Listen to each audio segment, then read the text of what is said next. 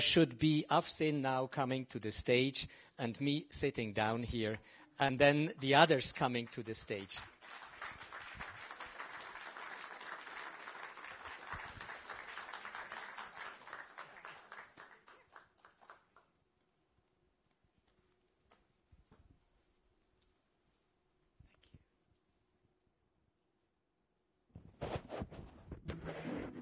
Our world seems fractured. It's hard to see coherence. In theory, we may think globally and feel as one, but in reality, identity politics and tribalism are on the rise. There's nothing wrong with our devices, but the way we are using them is hurting empathy and intimacy. Do I really want to sit here behind a computer screen making friends, or do I want to make some real friends?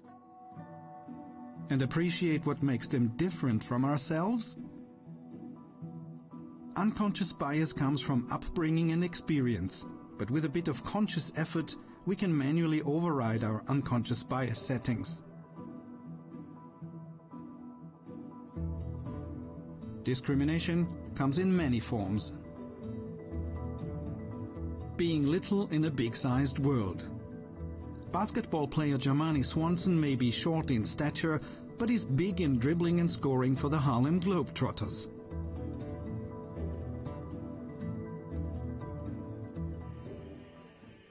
The biggest Christian community in the Middle East can lawfully and freely express its religion. Copts carry Egyptian passports. Yet in rural areas, emotional and religion-based tribal traps trigger deadly attacks on Copts.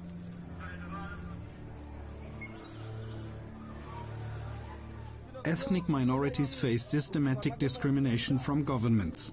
After violence between Rakhine Buddhists and Rohingya Muslims in Myanmar, the stateless Rohingya are being driven out of the country. How can we resolve identity-based conflicts? We believe all human beings are by nature free and equal. I think a completely inclusive society would be a place where everybody has equal access and opportunity for everything. I would describe it as a party or a dance where everybody gets invited and everybody gets asked to dance. Inclusion is about engaging everyone. It's about all of us.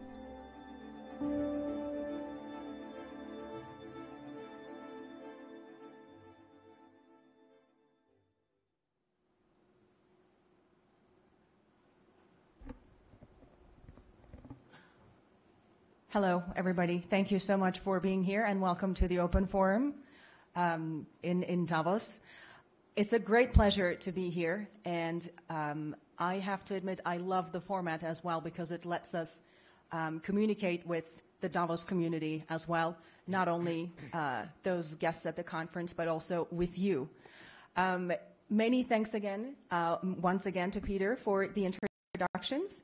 I would like to first introduce you my speakers and tell you briefly why we're here today. Ms. Sinead Burke is founder of Mini Melange, and she's from Ireland, an activist and writer. Mrs. Wei Nu is founder and director of Women Peace Network from Myanmar. And Dr. Daniel Shapiro is founder and director of Harvard International Negotiation Program. And Dr. Peter Maurer is the president of the International Committee of the Red Cross. We're all here because we are going to talk about how to unite at a moment in time when we read in the news about too much division, about humanitarian crises and political unrest unfolding in different corners of the world. And we all feel like we need to do something about it. We don't like seeing the world the way it is, with theory, political rhetoric, and humanitarian crises and refugees fleeing their homes. We don't like to know that we live in a world where there is division and discrimination. But at the same time, maybe it's time now to think creatively and constructively about what we can all do to fix that too, to build bridges between communities and countries and individuals. So that's what brings us here today. And I'm joined by amazing panelists today. They have stories to share. They'll tell you about what inspires them. and they're also going to tell you about what solutions we can come up with together as the global community. And I also want to tell you a bit about the format of the debate as well.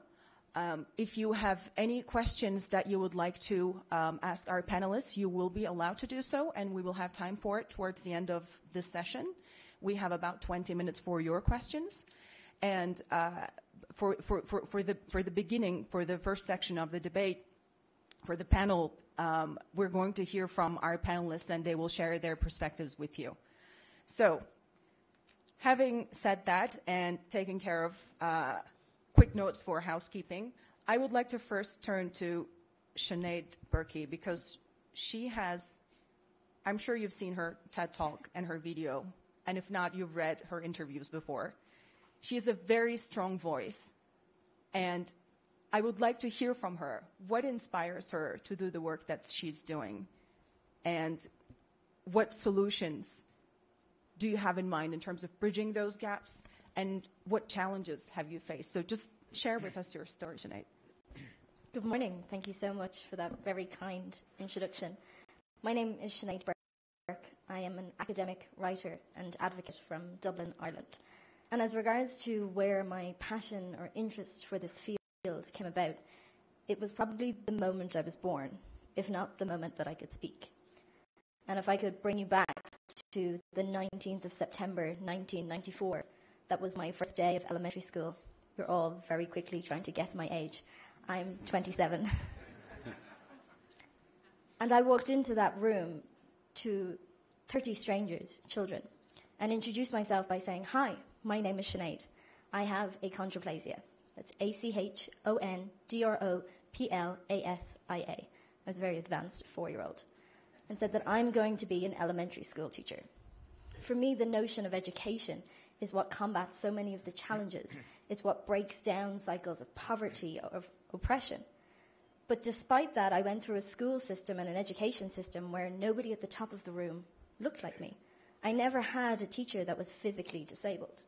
And we didn't have a culture of that in Ireland or in other parts of the world. And that passion to do something different came about and was flourished in my family. I'm very fortunate to have been born into a family who nourished that appetite for mine. And as I got older, I realized that actually so much of my challenges were not caused based on my genetic mutation and achondroplasia and the mutation of my FGFR3 gene, but it was actually caused by the lack of constructive and creative thinking from those with power in this world.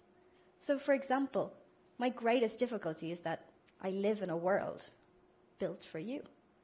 And as difficult as it is getting around and mobilizing Davos at your size, take 5 seconds to imagine what it's like being 3'5" when there has been 3 meters of snow in the past couple of days. I am 1 meter. And for me, as regards to solutions, it's about breaking down those barriers of power and understanding that those in privileged positions need those with lived experience collaborate together and create something innovative and new that is not just something that we do for legislative reasons, but brings about creative opportunities and profitability. Mm-hmm. Thank you, Sinead. We'll definitely come back to your story, and we want to hear from you how we can actually do this together, because you talk about the importance of constructive and creative thinking in terms of how to overcome these barriers, and we'll get back to you about that. So Sinead has done a lot to challenge the status quo in her own society. And we're not alone in terms of our panelists who have done the same in their own countries and their societies. And I want to turn to Wei Nu at this point to hear your own story. You've gone through a lot to push for democracy and equality in your own society. And I know that you have a very powerful story to share with us as well. And as a journalist, I have to say, I really do believe in the power of stories to unite people. And I think we can very much relate to the other human being by hearing their own stories, even if we know nothing about the context or the culture or their background. So that's why I wanted to start with stories, and Sinead gave us a great start, and I think Wei Nu is definitely going to give us really good thoughts that we can ponder for days to come. Thank you, Afsin. Thanks for great introductions, and I'm so glad to be here and so privileged to share my story. So I come from, as you may aware I come from Burma, Myanmar, and I belong to a community called Rohingya, which is not recognized by the state, but I do believe I belong to the state. And I was belong to the state until recently. And I found my identity was, in a way, systematically excluded. It starts from like social cultural rights, and then it's go beyond that, and it's go to the political rights and economic rights and even the existence. So when I was young, I started to feel that my community was not same as other community. Although I grown up in the capital city, I did not face much of discrimination, but I was hearing from my family members in Rakhine State that they were not able to go outside of their village and they need to get permission to go out of the village. And they need to get permission to get married. They need to get permission to go to the school. And all aspects of their livelihood started face restrictions. And I felt, and I didn't know what was that. And when I was 18, I was taken away from my home with my father and the whole family members, and I was put in jail for 7 years. And I was released in 2012. And although, it was really hard being inside the prison, one of my big hope was I will try to be strong and I will try to be an educated person so that I can help prevent this kind of injustice to other people. And when I came out, I went to the law school again, and at the end of the law school, I was graduated. Basically, I was in the podium, and I was given a certificate, and I said thank you to the dean on the podium, on the stage. And I took a few steps and realized it was not a degree. It just says, go and inquire at the office. And I went to the office and inquired, what happened? Why it's not degree certificate? And it said, because you have to change your identity card. And I asked the dean, what about you then? When you get degree certificate, you have the same card as me, right? And she said, yes. What about other professors? They also have the same card as me. Basically, I was holding the old types of identity card in the country, because the authority didn't issue me the new identity citizenship card, basically. So, but then this old type of card was the card that all individuals in the country, including the leaders of the country, President Thein Sein to Daw Aung San Suu Kyi, was holding until 2015, and they got to do everything. But for certain populations like me and some other minorities, Muslims, Christians, and Hindus, who are not by the system given those kind of identity card, like new form of identity card, started to face exclusions in all aspects of their life, including the education. Finally, because I was outspoken and I talked to different people, including Human Rights Special Reporter on Myanmar, Ms. Yang Hee Lee, and finally the minister has changed the policy. And I came to know at the end of the day, when I went back and get my degree certificate, it was 300 other students only in my university. So I was so shocked. Imagine how many students will be in the whole entire country. And I believe the system is still continuing in other part of the country. And this is how I feel excluded. And I was so upset and angry, and I was like, I don't know how to deal with that. Because, I thought this certificate is very important for me to be a lawyer or to get a job, right? And it is one example that we face exclusions in my own country. And as a community like Rohingya and as other minority groups, they face tons of exclusions. And I realized that all these exclusions has created inequality among the society and among the people in the country. And it's led to the discriminations and even the conflict and even finally create a largest world humanitarian crisis, and which is kind of, the Office of the UN Office of the High Commissioner report has described its amount to the crimes against humanity, and it's somehow involving elements of genocide. And this is where we face, small step of exclusions to minority groups or to certain population to larger impact to the world. I mean, to the country and to the world. It can lead to them. It is in fact becoming a global a threat to the global peace as well. And it's I believe it is the same form of exclusions in all other countries, which has been creating or letting different form of conflict and wars in the world. Thank you, Wei Nu. That was very powerful. And especially your comments about exclusion and more of that creating lack of equality. And then basically we have these problems of disunity in societies. So we'll get back to that as well. Now we've heard from two of our speakers who have different but powerful stories. They have experienced it firsthand in flesh and blood, and then they were inspired to just go out and change it. To the best of their ability, they pushed for change. Be that Myanmar or Ireland, these are stories of struggle. However, these countries are not alone. There are other parts of the world where we see similar stories, challenges, and inspiring individuals who go out and push for change. To get that global perspective, I would like to turn to Peter Maurer, and because ICRC works as a broker of constructive dialogue in conflict zones, and your organization works as the function of your organization is quite important because you're experiencing it firsthand, the division and the challenges, and you're on the front lines. So what is your observation, keeping in mind all the places in the world where ICRC functions, in terms of the common things that drive, in terms of drivers of conflict and disunity? What are the common things? What do you see in common, regardless of what part of the world we're talking about? Thanks a lot, Afsin. Yes, when I listened to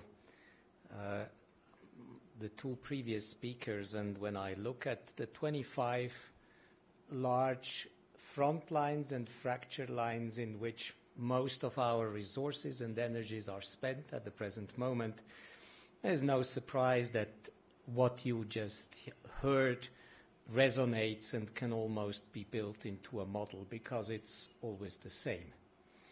I would say it starts with single identity politics. Politicians trying to reduce groups of people to single identity. And then comes the lack of empathy and exclusion, which is basically the two coins of the same medal. But the trigger is always single identity politics. Amartya Sen already made this wonderful book on identity and violence, and reducing a person to a single identity, or reducing your space, your policy space in a country to a single identity, is basically the biggest driver of violence, because the violence is only the consequence of exclusion, discrimination, injustice. And we go where we are. But at the end of the day, this is the red thread. This is at the core of everything. Just a week ago, exactly, I was visiting Central African Republic. And I went back to the same place I have been 4 years ago, in the north of Central African Republic, to a place called Kagabandoro. 4 years ago, this was a city in the north of Central African Republic in which Christians and Muslims were working together and living together. But identity politics drove those communities aside and afar. Today, you come to Kagabandoro, and the center is destroyed by single identity violence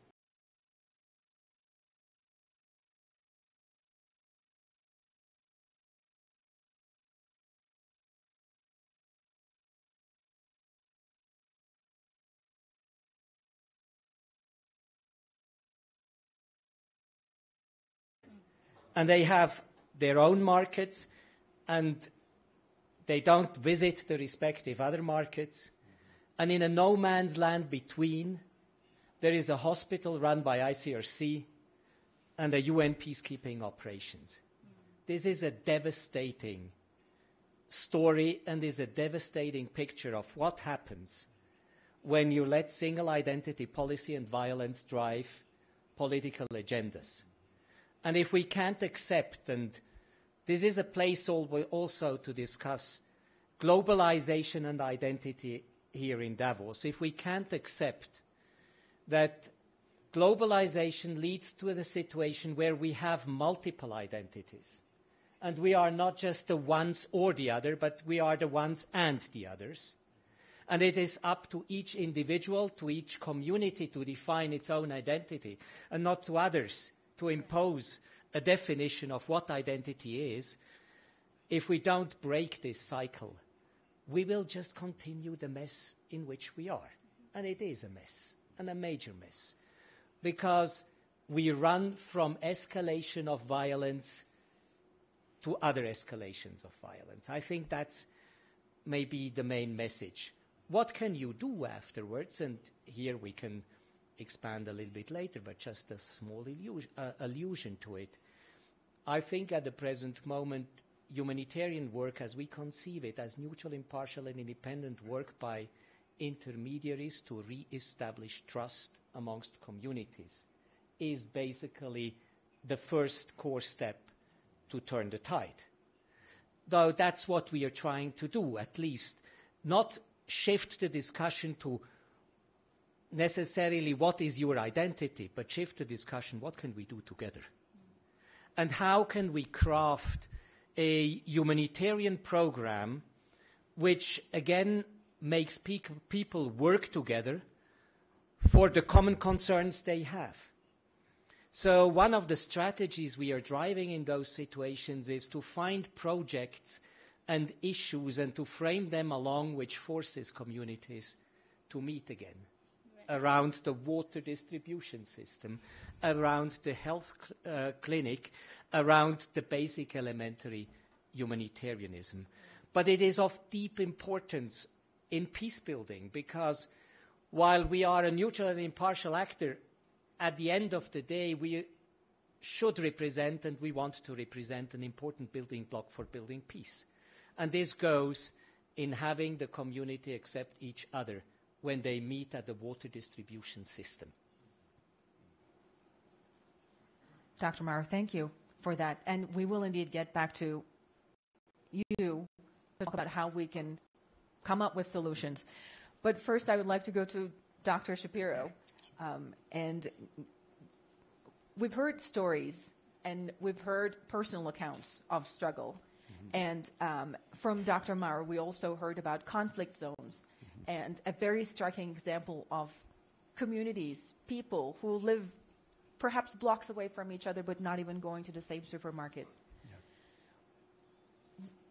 What is wrong with us? I think maybe that's the way to put it. How are, just like Dr. Maurer said, how are we to break that cycle? And how are we to communicate so that we understand each other? And again, like Dr. Maurer said, not one or the other, but one and the other.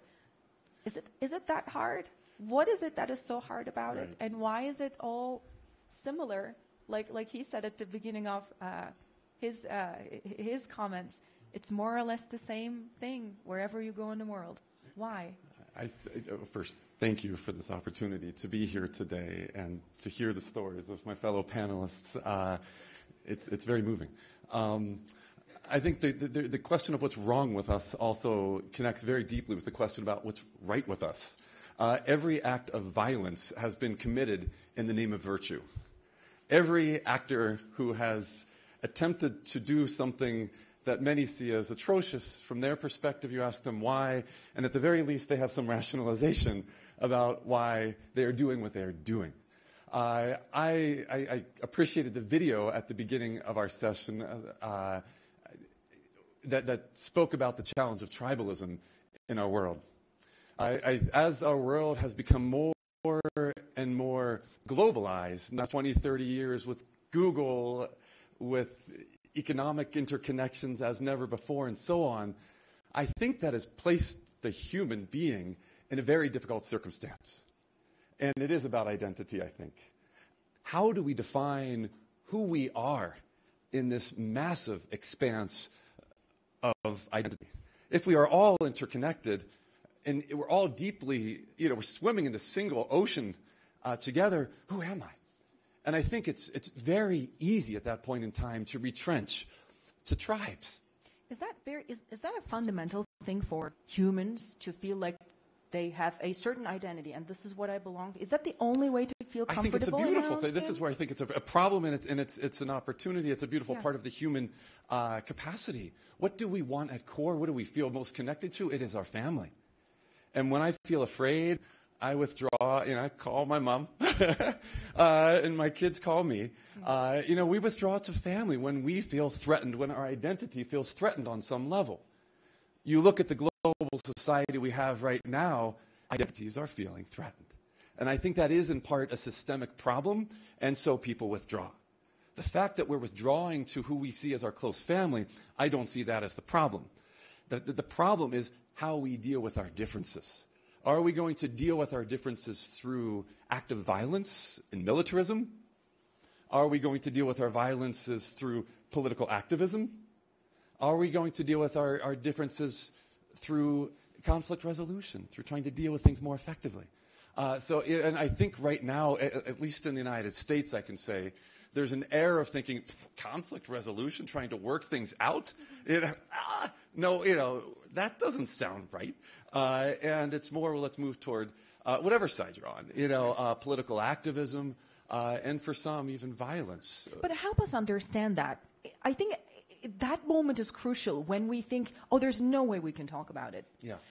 You work with individuals and governments too. Is there anything common in the way they react when you talk about communicating? Why do we think it's hard to talk about those differences? Because it seems like a family dispute or intergovernmental issues or conflicts.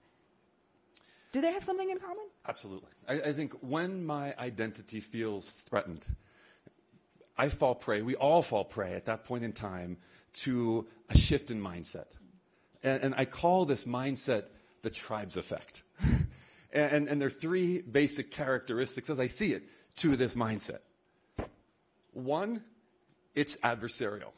So the moment you say something that offends me, my religious background, my family, my kids, whatever it is, that mindset sets in. One, it's adversarial. As much as we might be good friends, now it's me versus you. Two, this mindset is self-righteous. I know I am right, and my perspective is legitimate, and you are wrong, and your perspective is crazy. And the third characteristic of this mindset is that it is a closed system. It's insular. It's that, now very common phrase, it's an echo chamber. I argue, I defend my perspective, and I close my ears to yours.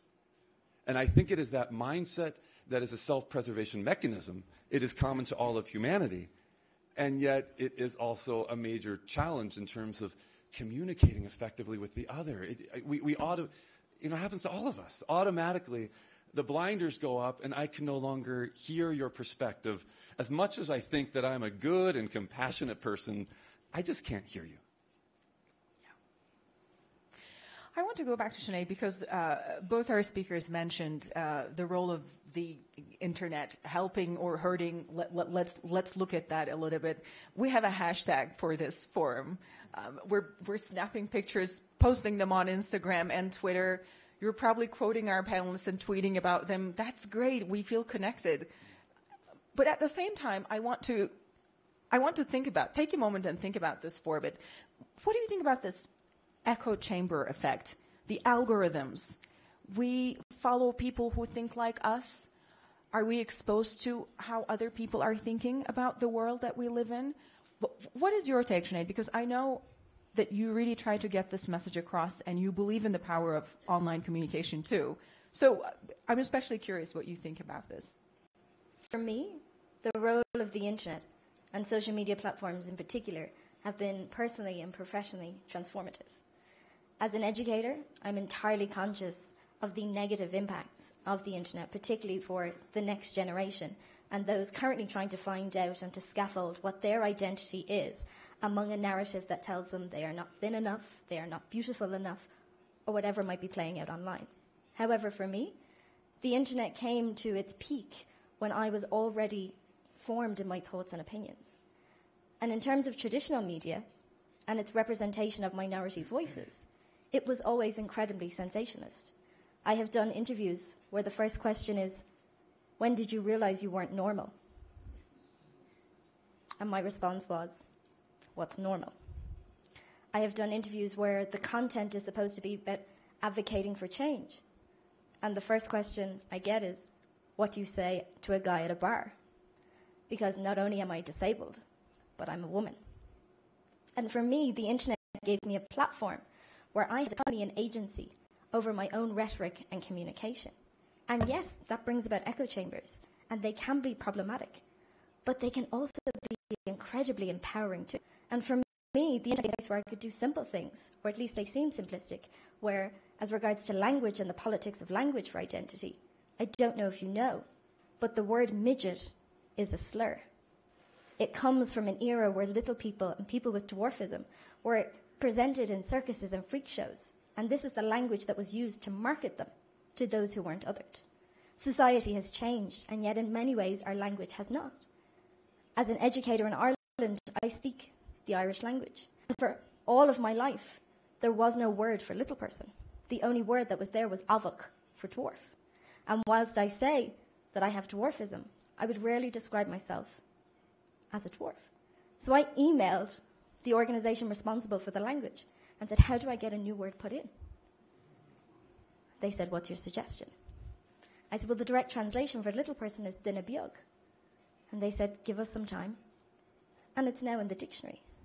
Now, without the power of social media giving me confidence through that echo chamber, but also being able to create a portfolio, and in terms of curating trust online and with a community globally, would they have taken my opinion seriously? Would I have been able to knock on those doors? What gatekeepers would have existed? And it's brought me to all sorts in terms of, for me, so much a part of my identity is what I wear. And coming from a woman's perspective, that immediately sounds facetious, because clothes are important. They are. And as a little person, as a woman, in terms of, again, those multiple identities, I was straddling the boundary of children's wear. I have a size 12 UK shoe. In terms of runners and footwear, I was offered Velcro straps, not laces. I was offered footwear that lights up, which is wonderful, but not very appropriate when you're on stage at Davos. And then as regards to the clothes that I could wear, I look like a child physically, particularly from the back. And whilst I spend all of my life telling the world that I am an adult, that I am doing my PhD, I have a master's in broadcasting, my clothes was reminding me and the world that I was an infant, and at least infantilizing me. And I've had the most incredible opportunity to work with the fashion industry on a global perspective. I'm honored and proud to say that I'm wearing Burberry today, that brand approached me, and we have worked together in a collaborative way to create a beautiful solution, a solution which they already offer because they do alterations and adaptive fashion as part of a brand. All houses do. And yet the challenge is often that those doors have just not been knocked before. And my question would be, without the internet, would I have been allowed to? And I don't think so. And in your case, Sinead, that's definitely the constructive use of online platforms and internet. And despite the echo chamber effect or our algorithms, you were still able to get your message across. And through your own efforts, you were able to open up space for these constructive collaborations. Still, I want to focus on this aspect more, and I want to hear from Wei Wei Nu. Is your experience in terms of your experience or your observations about how internet works in terms of bridging these divides and the echo chamber effect, is it making things difficult, or is there a way out for that? What was your experience like? Yes, I think it's a good question. Online platform in these days, in our generation, I think it's a huge opportunity for us to make impact. but the difference, there might be some differences between country-wise and the society-wise, depending on where the online users are and what are the background of the online users. It may be slightly different from users in the United States to Burma. And in our experience in Burma, all the hate and the propaganda and the anti-Muslim sentiment, anti-Rohingya sentiment, and violence, all these processes, the online platform has generated in a large way, and it was easier at a certain extent because of the background of the online users. For example, in these days, everyone has. Almost all of the populations in Burma can hold up a telephone, can get a telephone, and it's very cheap. And a SIM card, while in the past 10 years, while it used to be like $60,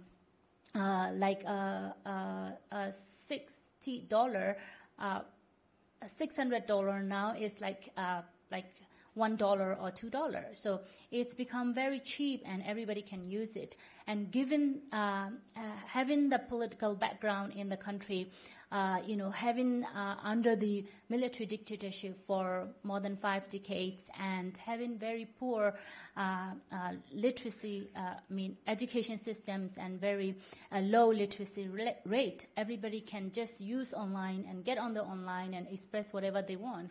And also, they can just perceive or obtain whatever messages online has provided, basically on Facebook. So it's some, like people in this environment, in this situation, has been taking advantage of online platform to spread hate and prejudices. While we're not prepared, or we don't have enough institutions and individuals and organizations to really counter and use those online platform constructive way. So, and of course, but we started to realize the online platform become a major problem, and actually we have started a campaign called My Friend Campaign, which we counter hate and racism by showing and honoring friendship among the diverse people, which of course have in our society naturally, and it was there already. And everybody has, I believe, everybody's in my country or here in this room has friends from diverse community, and it's not a problem for us to be a friend or to work with them or to stay with them or to live with them. And we witnesses, and we witnesses by having very close friends and from the diverse background. But today's, like, the haters are basically spreading by using online platform, as we cannot leave people from different color or different religion or different ethnicity, and we try to prove by using the online platform, the social media and Facebook in effective way. And I think that this is like the forum like this and people like all of you are a key position to really encourage this constructive dialogue on online and approaches, positive approaches by using online platform to change the narrative and to really bring peace in the country. And you can support in many ways. Mm-hmm. Dr. Mara, I'd like to turn to you. And do you have a comment to make on the online factor? Indeed, I find it quite fascinating, the online discussion, because I'm coming from an institution which traditionally has worked on physical proximity to belligerents and confidential dialogue with belligerents in order to reestablish trust around conflict lines. And of course, this is a completely different ballgame than the virtualization of political debate and controversy. And I see the points that you, depending on where you look at, you can see the more positive or the more negative potential of the virtual reality to which we are expanding. And I think what we see today is that we live in two worlds. We still live in the physical proximity world if we want to be effective. But at the same time, we can't be effective without being also part of the virtual world. Here I would like to introduce two notions which are so critical, and that's critical thinking and leadership.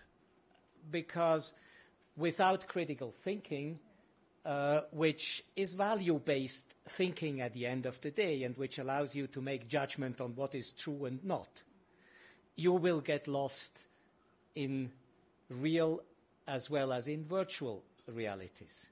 You have to know where to go, otherwise you end up in another place.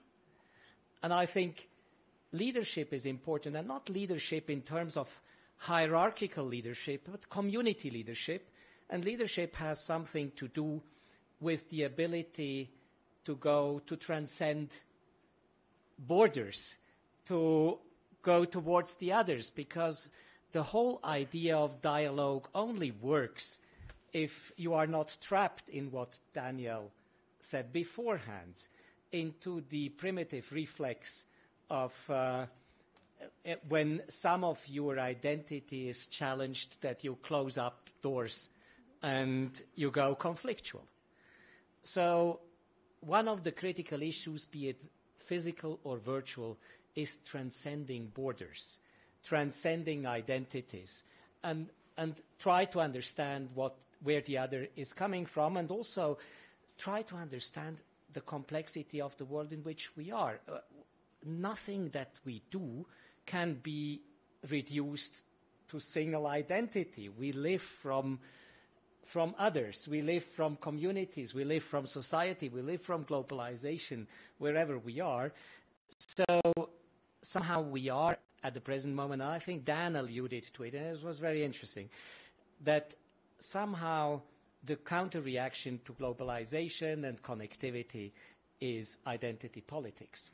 That seems like a natural, but if you want to go down that drain, it's really problematic. So it is important, and that's where leadership comes in. You have to be able to formulate visions for societies which go beyond single identity.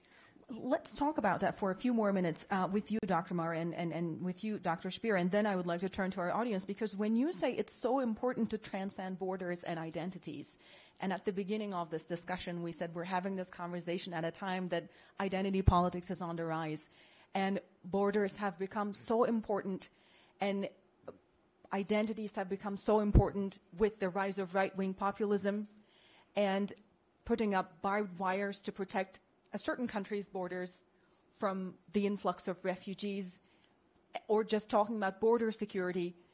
These are very dominant themes in the global political discussion. So since we're having this conversation at such a time, I wanted to hear how do you communicate with governments, with leaders, about how we need to transform borders and transcend borders and transcend identities? How do decision makers react? How do politicians react when you say, let's not reduce everyone to a single identity but appreciate diversity? Is it hard to communicate that message? Well, I wouldn't say it's easy, to put it mildly.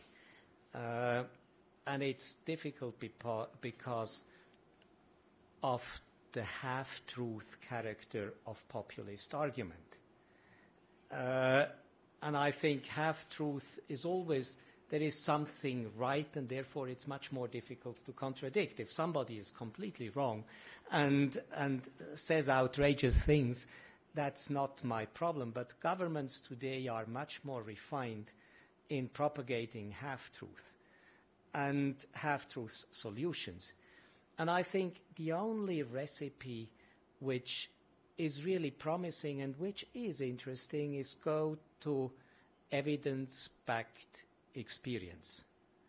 Does building and putting the barbed wire solve your problem?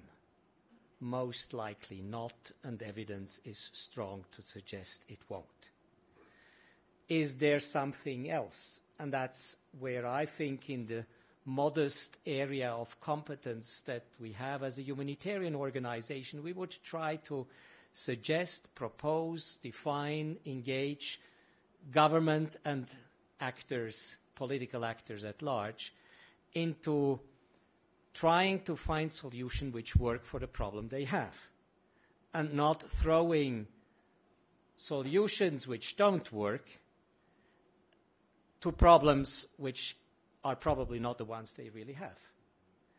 So I think this is the difficulty at the present moment of the dialogue. We have a discourse difficulty because of the half-true factor of present-day populism, and we need to be stronger in evidence-based experience of political ways forward which work. Because I still believe that at the end of the day, as Churchill said, you can't fool everybody all the time. At a certain moment when you come with good workable solutions, you may find a way forward to break the deadlock and the vicious circle of identity policy, wrong policy recommendations, which are not conducive to problem solving, but just to get eventually re-elected. But at a certain time, voters will find out that it's all evaporated and there is nothing real happening. So I think the challenge for all of us here is how we re-establish a critical dialogue on experience-based policy solutions that work for concerns which are there, which are real. We can't blow them away. Dr. Shapiro, let's hear from you. Just a few sentences on this, and then I would like to turn to my audience, but I want to make sure we close this round here. Like Dr. Amara said, putting up a barbed wire doesn't solve the problem, and here's the evidence for it. Mm-hmm. But what if the politician says, well, it gets me votes? So how do we move from there? Well, I mean, I think since we are focusing on the barbed wire example, we are all thinking about the refugee crisis and different reactions from different European countries. Yeah. There was no single reaction. Everyone handled it according to their own domestic dynamics or international vision. Mm-hmm. Is there a way to move past that disagreement? Well, I mean, votes, short-term gain versus vision and leadership? That? Right. I mean, to the politician who says, well, this is going to get me votes, my question back will be, well, what are your interests? You know, what are their interests? Which parts of the population are voting for you? For what specific reasons? Let's really get down to the like what you were saying in a sense, as I heard it at least, let's get down to the pragmatics here. Two other thoughts connected to our conversation quickly. One, identity politics. The common understanding in terms of the way we are using identity politics in today's world, identity politics is seen as an evil. It's a bad thing. I think it goes in two directions. Identity politics is the use of identity for some political purpose. And you can use that identity politicking for evil, or you can use it for good. I think of a leader such as Nelson Mandela, who absolutely used identity politics, but his wasn't, it's black versus white. His was, we are all part of one singular community, and it is Ubuntu, it's all of us together. That's identity politics, but he's using it from an evolved spiritual place, from a pragmatic political place, I believe, as well. One quick final point. I just really practically, to oversimplify the challenge, I think it's threefold. One, who am I? You know, what defines who you are and your identity? And that is a tough, tough question that I think everybody grapples with. Question two, who's the other? And how do I really appreciate that other person in their full diversity and their full beauty and their full ugliness as well as a human being? And thirdly, how do I build that relationship with the other side? Last point. I was recently talking with a diplomat in Washington, D.C. He said, look, Shapiro, I know all about your work on building relationships, human connection. I was just meeting with a senior Taliban official in Afghanistan, and he said, it didn't work. and I could tell there was a story behind it. I said, tell me, give me the story. He said, we spent an hour together, and there was nothing that we could find any common ground on. And I said, well, what did you talk about? He said, of course, we talked about politics. Oh, that's great. Does this guy have a family? He said, I don't know. Does he have any kids? I don't know. Does he know about your family? Of course not. back to that notion of singular identity, it's, we walk in with this tribal mindset. We assume we know who that other is, when more often than not, the border problem is not the other, but it's our own internal instincts misguiding us. If we're aware of that, I think it opens up a lot of possibility. Okay. We need to turn to the audience today because of time restrictions. Okay. If any of you have any questions, I saw the gentleman at the back raising his hand, and then we'll get to you. If you could please introduce yourself and make sure it's a question, not a comment. We would really appreciate it. Yeah. My name is Yves Dicat, and I lead a biotech company in Switzerland.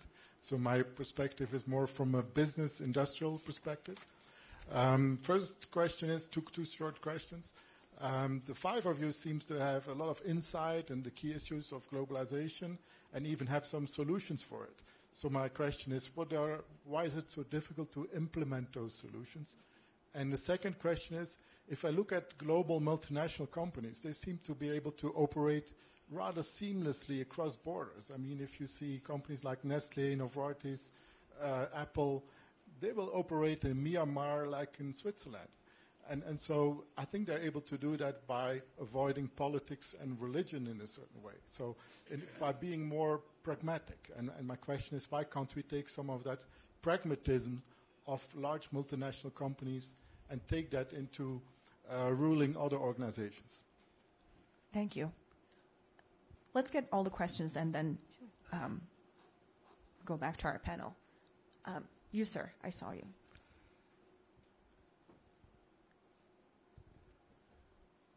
Hi there. This is Tayyar